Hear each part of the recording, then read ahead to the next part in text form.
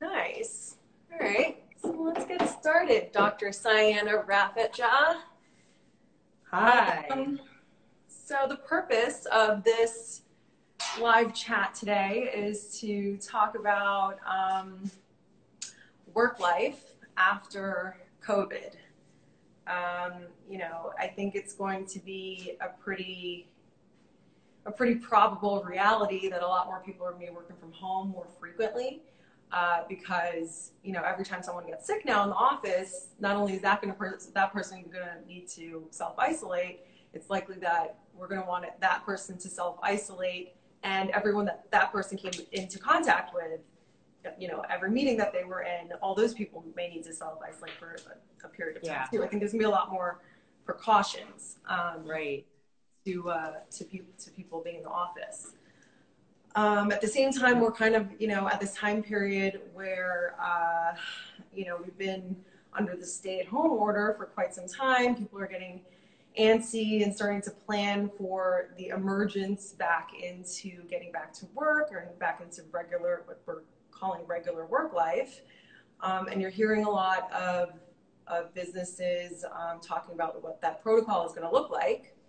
And everyone from small businesses to large corporations are talking about either, many different things. I'm hearing a lot about, breaking up the workforce and the staff into teams or segmented sets and having them alternate throughout the week so you're not exposed to the same people every day.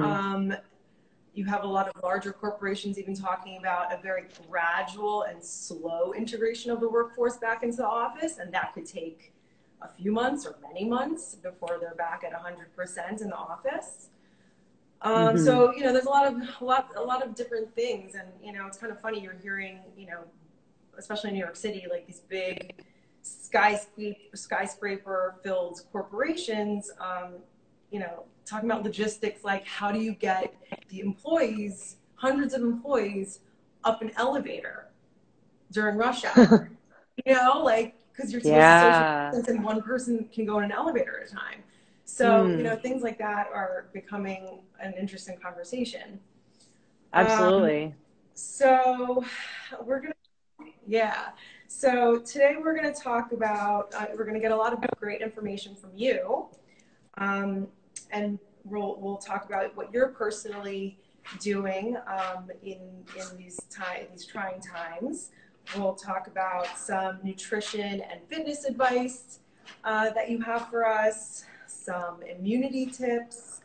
We'll talk a little bit about mental health and how we can all stay sane during these trying times. And we'll end the chat with a quick breathwork practice that people can use to stay calm but also stay focused. And I'd love to hear what how you explain why these breathwork practices are so effective on a physiological, biological level. So before we dive into all of that, let's start with you. You're a functional medicine doctor. You're the founder of PrimeHealth. What do you do, and what is your practice all about? So functional medicine is the core of what I do. I'm also a primary care doctor, so board certified in family medicine. So I can do, the same things that a conventional primary care doctor does. But I take it that much further by doing the functional medicine, which is basically trying to figure out the root cause of illness and addressing it in the most natural way possible. That's kind of in a nutshell. And then we also do integrative medicine, which is putting together all these different types of therapeutic options like herbs, like supplements, nutrition, lifestyle, detoxification, hormone balance, all these different areas that need attention. And we're treating the person holistically from all these different angles, not just with medication and procedures, which is what most Western doctors only do, unfortunately. So we started this practice, PrimeHealth, in Denver last year in January. And we're really excited about it. We work with health coaches. We also have a PA now, also seeing patients. And we see a lot of people with IBS, like digestive disorders, thyroid disorders, autoimmunity, and just a lot of complex chronic diseases that fall through the cracks that haven't really been addressed through conventional approaches. Great. I'm so proud of you. What are some of the business challenges that you've been facing during COVID? So I think, yeah, I mean, it's an interesting time for literally every industry, I think. Everyone is kind of feeling the economic stress at this point too. Even if you're in the health industry, it seems like, we would be getting maybe more business, but because we are actually outside of health insurance, we spend hours with our patients. Our initial visit is 2 hours long. Our second visit is an hour and a half. So, spending that much time, can't accept insurance to pay because they only pay enough to justify like a 15 or 20-minute max visit. So having that, being in an industry where it's kind of it's an added cost for someone, out of pocket to have to pay for that. We are kind of thinking about other ways that we can approach this so that we can reach more people in a more affordable way. So we're actually changing things in a way to do group visits soon. So that's something that we've been working on while we've had this time to kind of reevaluate and regroup what we're doing. Because there's only so many people that one practitioner can see, but if we're able to do group visits, then we should be able to reach so many more people who need help. So that's something that we've decided to kind of start implementing. And then of course, telemedicine. I mean, that's something that was pretty simple for us to do. And all of our patients are really, well-versed in using things like Zoom and, so that hasn't been too much of an issue, and we're still growing. I mean, despite what's going on right now, we're still, alive. And I think so many people need this type of medicine and want functional medicine that it's not really, it's not too bad for us, thankfully. Yeah. Has working from home been a challenge for you? Because as a doctor, typically you see your patients in the office. I would imagine they want you to see things, they want you to touch things, how has that been? Yeah, honestly, it's not that bad. I mean, my patient population, I'm not a dermatologist. I'm not necessarily like looking at specific things on my patients per se. A lot of it is, laboratory evaluation, supplement programs, medication management. So a lot of this can be done remotely, very much exactly the same as it would be done in person. So it doesn't really affect the medicine that I practice that much, which is great. I can even share my screen on Zoom and, go over lab tests.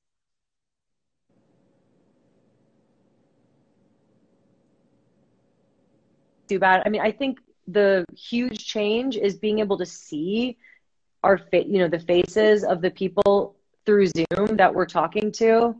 I think if it was phone calls and if we were living in a time where, phone was the only option, I think things would be a lot harder for us to practice medicine and to just even to carry on in the world, in this type of isolated environment.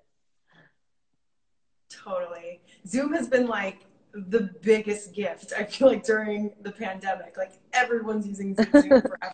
Like technology is amazing. Yeah. So the next topic that I keep hearing a lot from people about is like, what day is it? Like everyone's really finding it really hard to break up the days, because when you work from home, which I mean, I've been used to for a long time, it does kind of start to like meld all together. Like Sunday and Wednesday all kind of like, it all feels the same, it's hard to find the boundaries between days and between what's work and what's personal. Do you have any advice in your experience so far on how you can keep the differentiation between the days working from home? Yeah, I mean, for myself, I'm a pretty structured person. So, I see patients, I have my schedule of patient visits Monday through Thursday, and then Friday is usually my administrative day where I work, but I don't necessarily see patients. And then I'm off on the weekends, for the most part. So for me, it's been pretty much the same, honestly. I'm working pretty much full time. I mean, I am working full time um, this whole time. So it's not very different. But I mean, I think some things that people can do is, have a structure in terms of like workouts, that they do throughout the week. I mean, for me personally, like I've been doing this specific workout on Tuesday and Thursday morning with one of our friends and colleagues who does personal training, Jordan Baldwin. And that's been amazing. I mean, just like looking forward to that, like on those days of the week has been really helpful. It's different for everyone. I feel like making sure you go to bed at the same time every day is really important. Like people can get into the habit of, well, I don't have to wake up for anything specific, so I might as well stay up and like watch this program or whatever. And then that can kind of throw you off in this like loop of, not maybe waking up early enough and getting the work done that you want, and being productive. So I think that's also a big thing too, is like having a set schedule for yourself and creating that kind of structure and discipline, I think could really help. Yeah.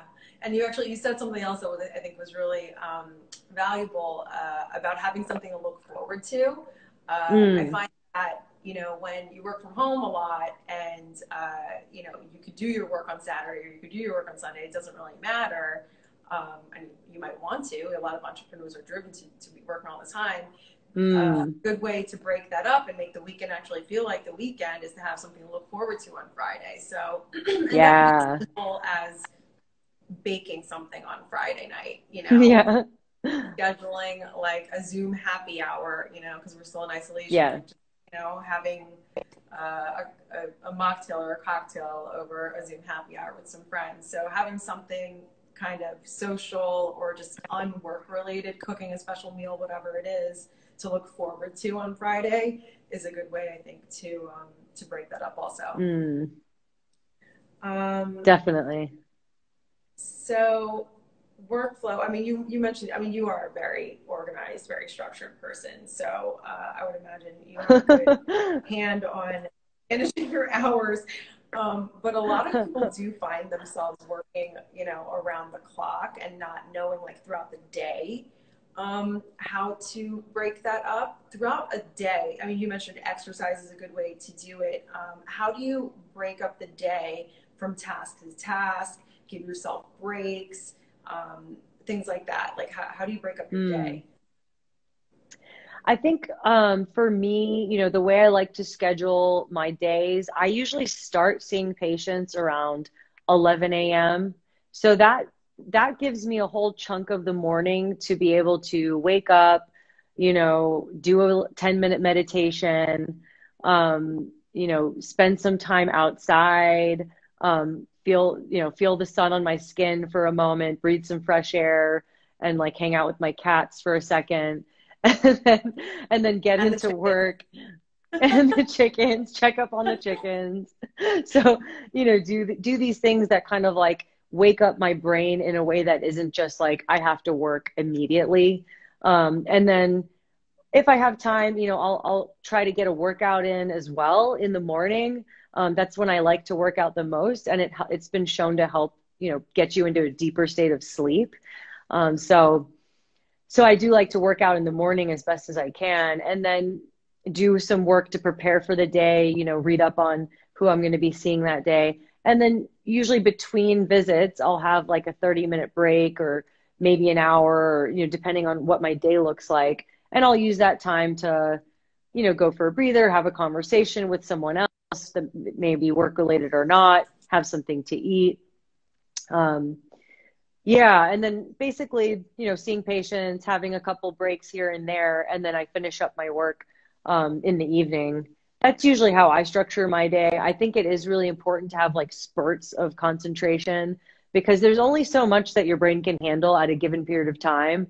And I think that that's been studied, pretty well that you should be taking breaks from focus every now and then to avoid burnout. So like, really hardcore concentration for like 30 minutes, break for like 15, 20 minutes, and then like, whatever cycle or time frame works best for you. I think it's probably very individual, but I think it's really important to do that. I completely agree. And I feel like the breath work that we'll do at the end of this chat is one way that I like to break that up too, because not only is it like revitalizing, it kind of clears the clutter in my brain, you know, it kind of gets you ready for the next task, and it fills that purpose of being like a divider into the next thing. Great. So let's talk about some nutrition tips. A lot of us, they seem to be falling into what people are calling the Corona 15, if you will.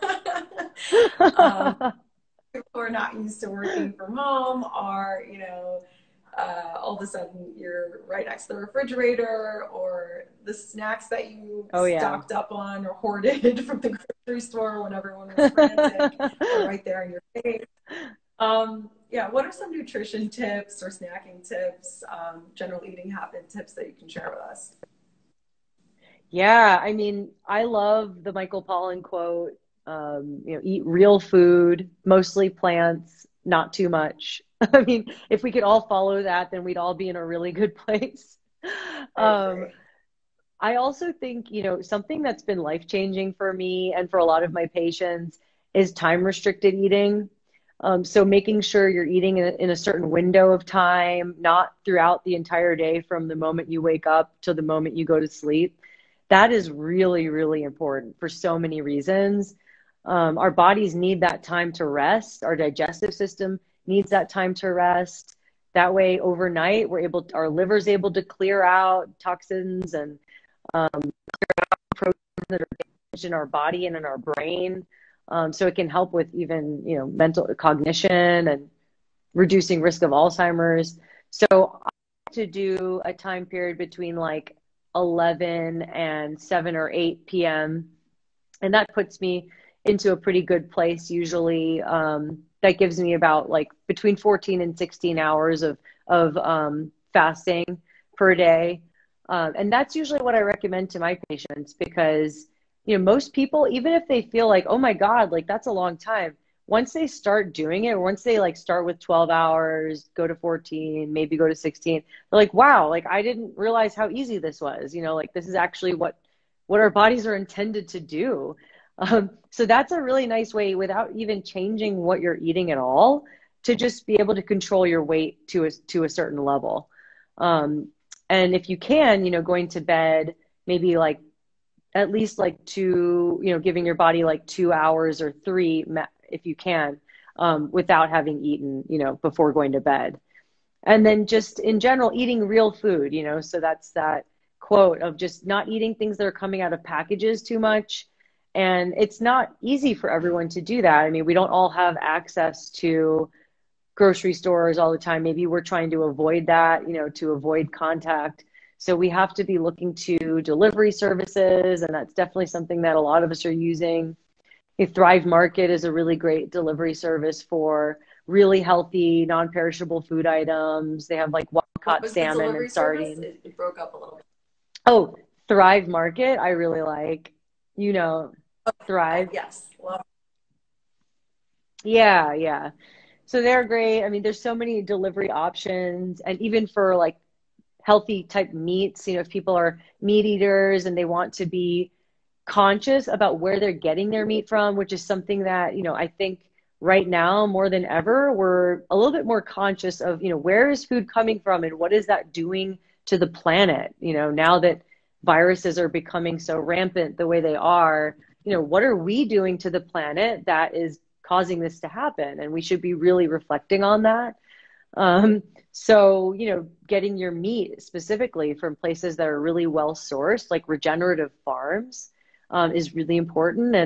And that's something that I've recently started to learn more about and educate myself because ever since hearing about it from a friend of mine, Mandy with Tribe Green Rising, and then also Mark Hyman with his new book, The Food Fix, we're just learning so much about how you know, regenerative farming is going to basically be the answer to heal our planet. And we don't have to, you know, necessarily even decrease or stop eating meat. Actually, we actually need animals to help the process of regenerative farming. So it's really fascinating. There's even, I've heard of vegans who used to be strict vegan actually starting regenerative farms which have animals on them, because that's a part of the whole process. So And so just thinking about that and thinking about where we can get our meat from in a regenerative way. And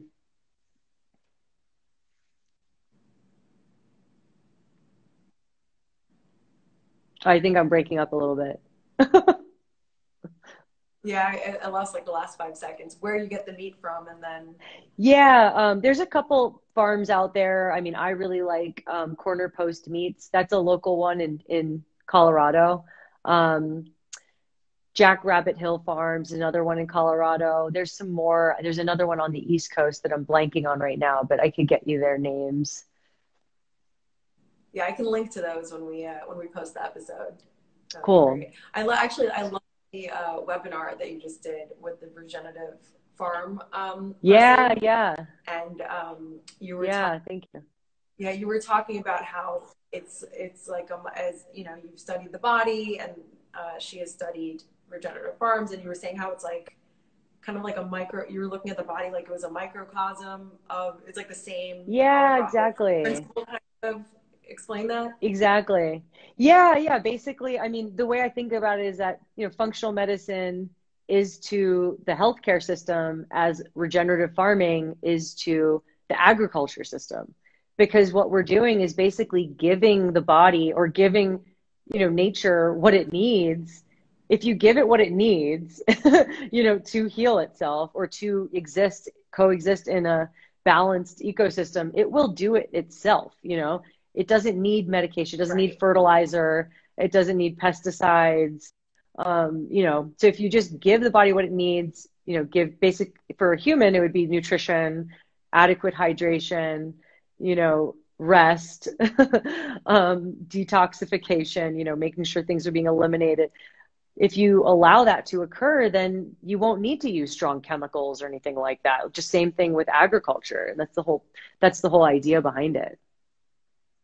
Amazing. Yeah. It's all just about returning to the natural cycles of things, of Mm-hmm. life, of nature. It's like so simple. Yes. Why can't we just like figure this out? Like, why is this such a Yeah, this I so know. It's just we want to keep hyper producing and yeah, more and just this artificial production of giant cattle and animal operations that are just so abnormal to nature, and then that's where all these problems come in. yeah, fascinating. Anyways, we digress. Um, so fitness advice. I think you have some advice for us for at-home workouts that people can do while they're working from home, whether in isolation or, post-COVID, if you continue to want to work out at home. Yeah, I mean, something that's so important that we're learning about more and more is so important to fitness and, glycemic control, like making sure weight is controlled, is having movement throughout the day. Not just like, okay, 30 minutes, I'm going to work out really hard and then I'm going to sit the entire rest of the day. Like that's Yep. actually not better for you. So you could just actually do like 10-minute like short workouts throughout the day, maybe like 3 or 4 times, and that would actually probably be better for you than bunching it all together.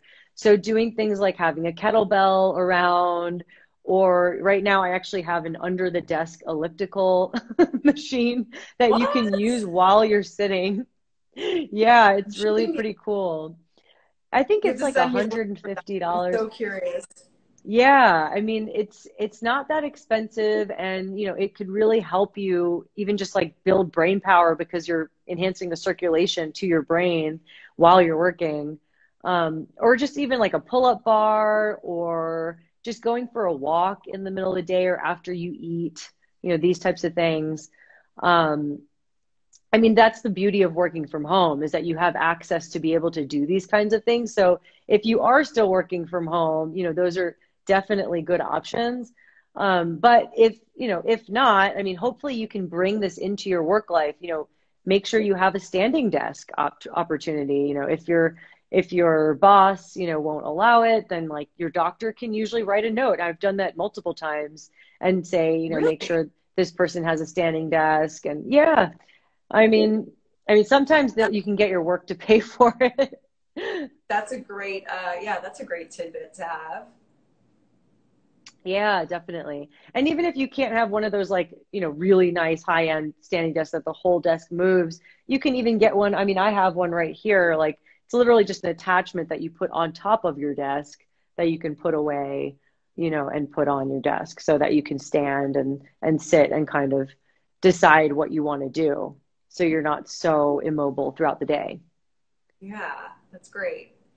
Um, what about immunity tips? I think a lot of people are nervous if they are returning to work at some point, into the office with all these people around, touching the elevator button, using, a shared restroom.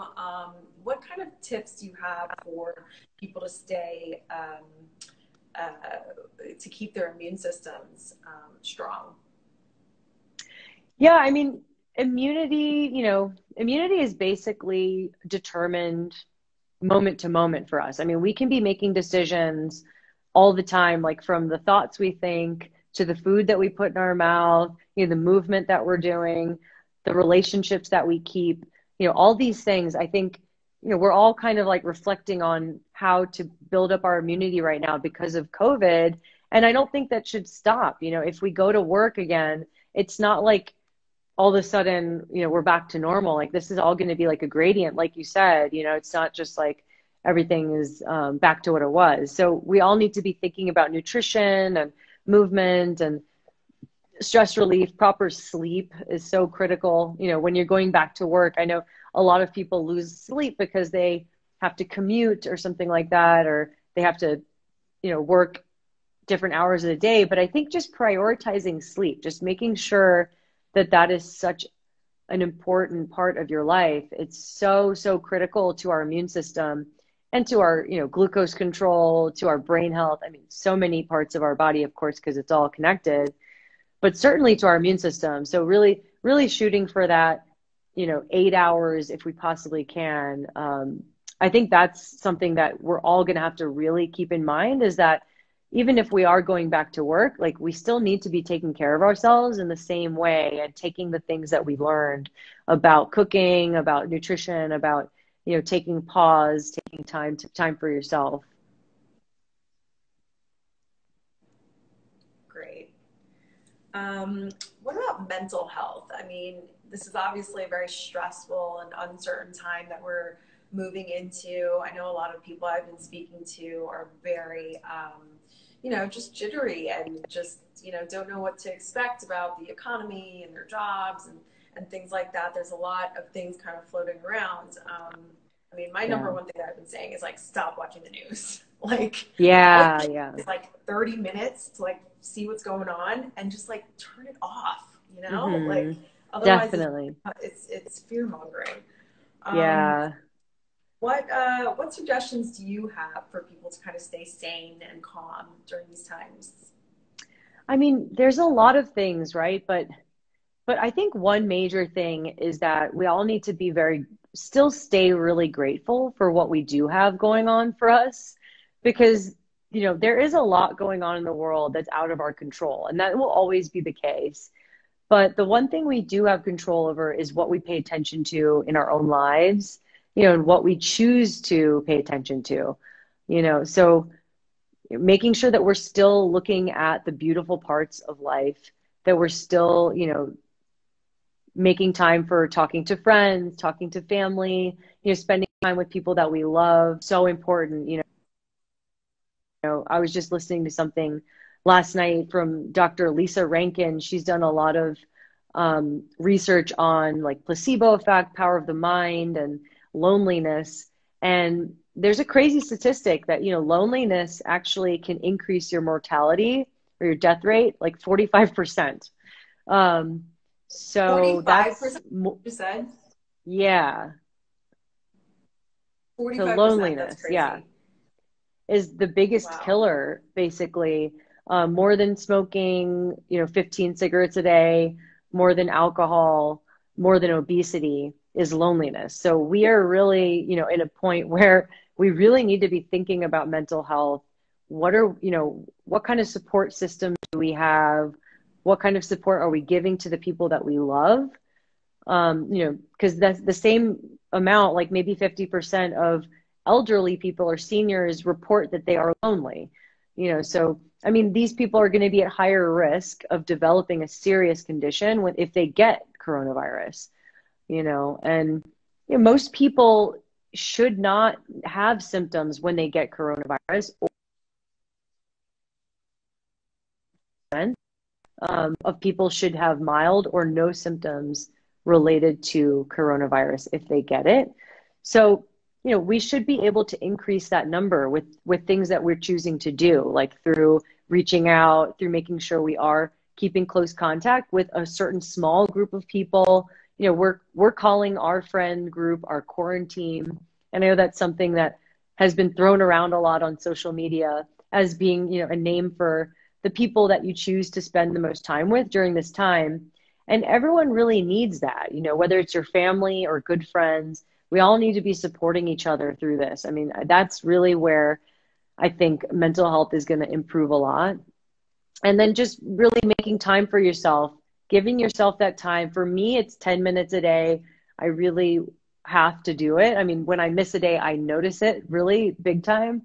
That 10 minutes a day of meditation, different types of meditation, whatever you're into, something to bring you back to gratitude, bring you back to self-reflection, what's going right, how can I be better, asking for strength, asking for, whatever you need, to keep going.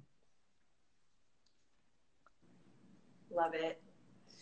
On that note, I want to practice a little breathwork tool, which Awesome. is super easy that anyone can do at any time during the day. The one thing I would suggest is just washing your hands or antibacterial, touch your face. But you would just sit up in your chair with your spine straight. And I usually just like to start with one cleansing breath in through the nose and one out through the mouth. And what you're going to do is you're going to take your two peace fingers, the index finger and the middle finger, and you're going to place it in the center of your forehead. And we're going to do something called Nadi Shodhana, or alternate nostril breathing, that a lot of the yogis, I'm sure, know. You take your thumb and you're going to close your right nostril as you breathe in through your left nostril. And you will take your fourth finger, close the left nostril, and breathe out through the right nostril. Breathe in through the right nostril, close the right nostril, breathe out through the left nostril. In through the left nostril, and then out through the right. And we'll do that a few times together. Right, left, left in, right out, right in, left out, left in, right out. And people watching, you can continue to do that while we talk about that a little bit. I find that it's great because it gives you both clarity and calm. And there are a lot of there's a lot of reasons that I've read about. I don't know how much it is biological or not, about why it works. Some are saying that you're stimulating the parasympathetic and the sympathetic nervous systems at the same time because of the left and the right brain. But I figured we would ask someone who might actually know the answer. Why does that work? I recommend doing at least 10 breaths if you're in a rush between tasks.